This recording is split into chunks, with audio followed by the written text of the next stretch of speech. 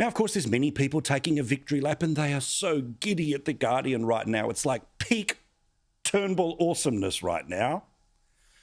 But I tell you who's a bad winner? Mark McGowan. Now, Labor has seriously turned the way of Labor.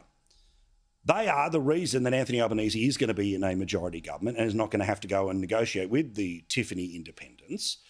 He's not going to have to go cap in hand to the Greens in the lower house. But this was Mark McGowan today carrying on about everything from the media.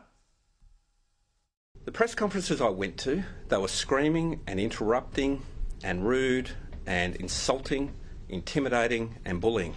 Sort of stuff that in a workplace you get sacked for. They need to reflect on their behaviour. I've never seen anything like it. He would conclude the press conference and say, right, OK, I hand over to Mark now, I have to go and do something else or catch a plane or whatever it is. And then they would pull their cameras off their stands and journalists would run at him and, you know, surround him as he walked towards the exit after concluding his press conference. And then the reporting would be, he fled the press conference. It's just lies. It's just lying. Oh, how dare they? Now, I know that Mark McGowan is not used to an adversarial press. After all, the West Australian reports on him. And Albo, too, didn't receive too much of a tough time from the West Australian. But you see, here in the rest of the country, you are allowed to ask questions. You are allowed a little bit of dissent here and there.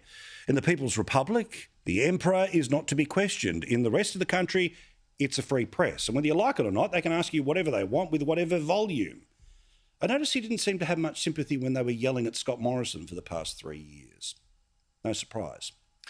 And you know that Peter Dutton, most likely to be the next Liberal leader, is already starting to annoy people in the Labor Party, because why would you have to say this about somebody who you think in your heart of hearts you can 100% beat like a drum at an election? He's an extremist. He's an extremist. And I don't think he fits with modern Australia at all. And he doesn't seem to listen. He's extremely conservative. I actually don't think he's that smart. I've seen him present on things. I don't really pick up there's much there. Seriously? Oof, what an arrogant so-and-so.